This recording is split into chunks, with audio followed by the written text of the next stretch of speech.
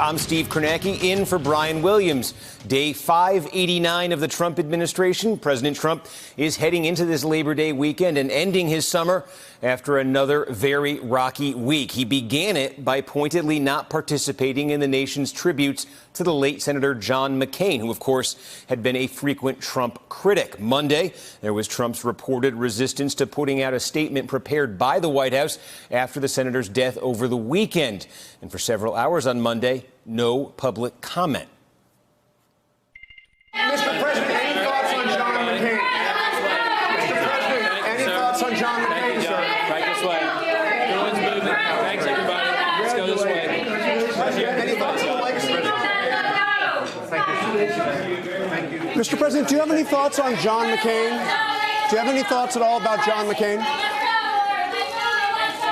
Do you believe John McCain was a hero, sir? Nothing at all about John McCain. Okay. Thanks, Mike. Any action to the American Legion asking you to put a proclamation about John McCain? Why won't you say anything about John McCain? Let's go. Make your way out. The president did eventually note McCain's legacy during a speech to evangelical leaders, but by that time, he had already come under fire for raising the flag over the White House to full staff less than 48 hours after the senator's death. Public outrage, including from veterans groups, then forced him to lower the flag back down to half staff.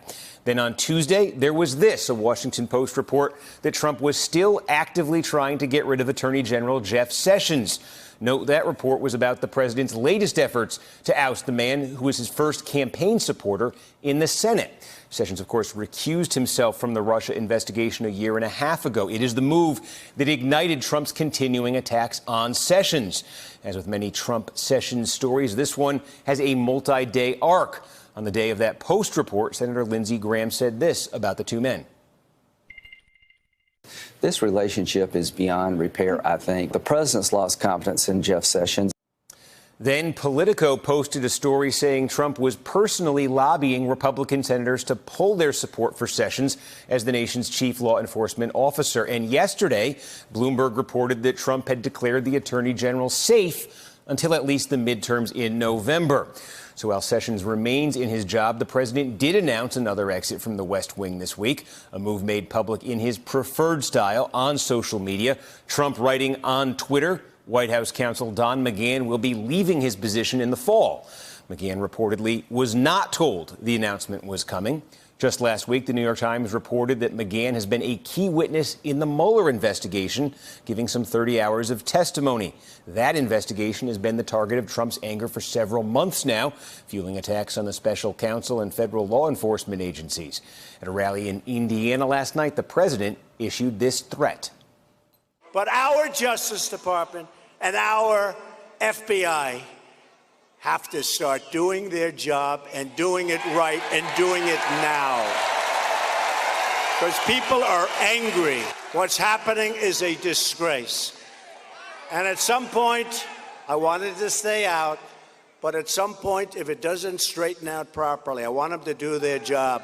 I will get involved and I'll get in there if I have to. Disgraceful.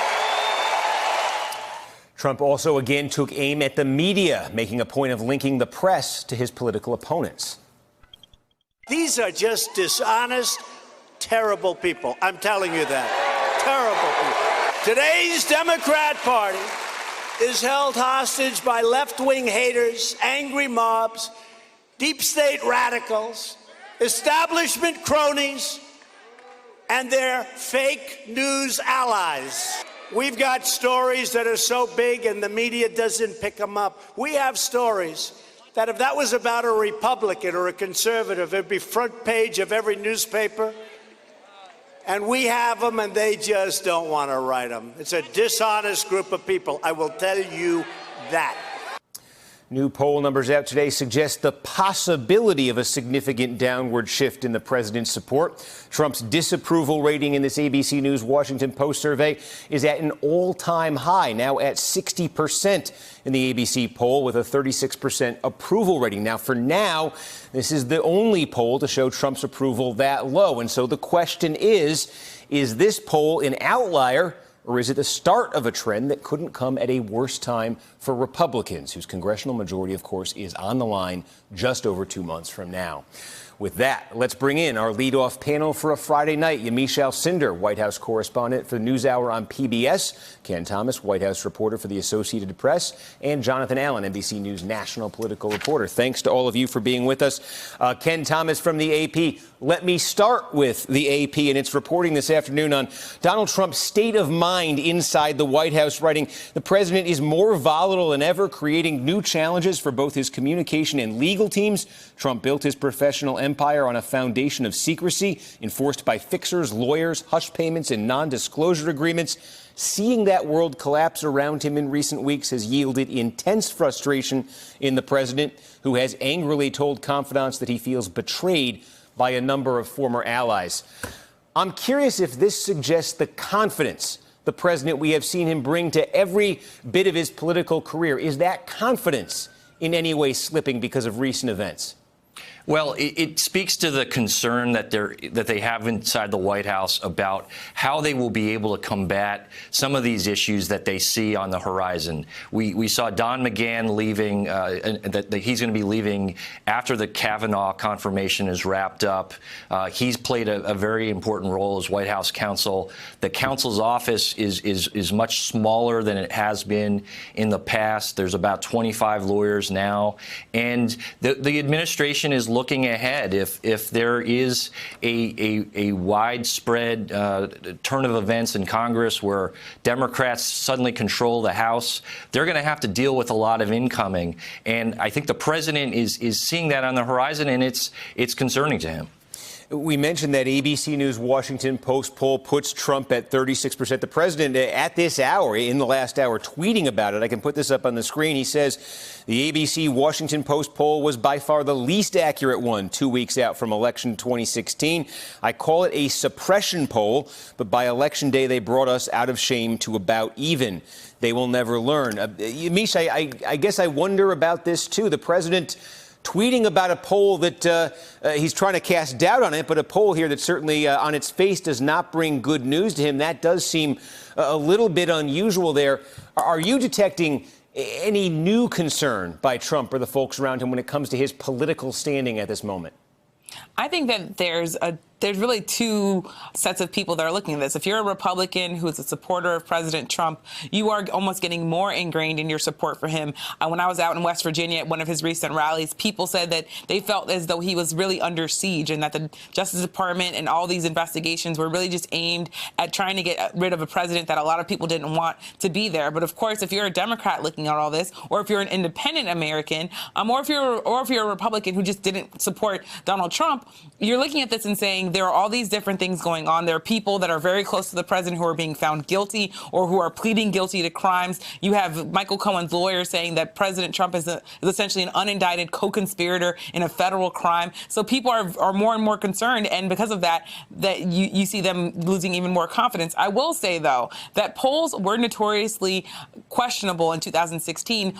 People say that really gave people the false confidence, especially the people that were supporting Hillary Clinton. They kept pointing to the polls saying, well, the polls say that Hillary Clinton's going to be in a pretty good position. Even if the polls showed that it was close, they still showed that Hillary Clinton was likely going to be able to win this race. So, of course, now you have President Trump saying, well, these polls told you that I was going to be president, and they were wrong. Well, that's the issue, or one of the issues, at least, John Allen. If you think back to the polling in 2016, there were so many of those moments when Donald Trump, I think most famously, I think of the Access Hollywood tape a few weeks before the election, when there was a story out there, a development, a twist, that you'd look at it and you'd say there is no politician on earth who could recover from this. And even if you got an initial indication that Trump's numbers were cratering, they seem to return to baseline pretty quickly. I'm looking at this new polling from ABC News, and I'm wondering if there has been a hit here sustained by Donald Trump because of Manafort, because of Cohen, because of these things sort of all congealing at once here. Do you think this is what we saw in 16? 3 weeks from now, we're back to baseline? Or do you think this is something that has more legs? I think we'll have to wait to see, number one, what future polls indicate, but also how these stories develop. I can tell you this: I talked to folks who are involved in House Republican campaign strategy, and they've been expecting that there would be a dip in the polls following, in particular, the Michael Cohen guilty plea.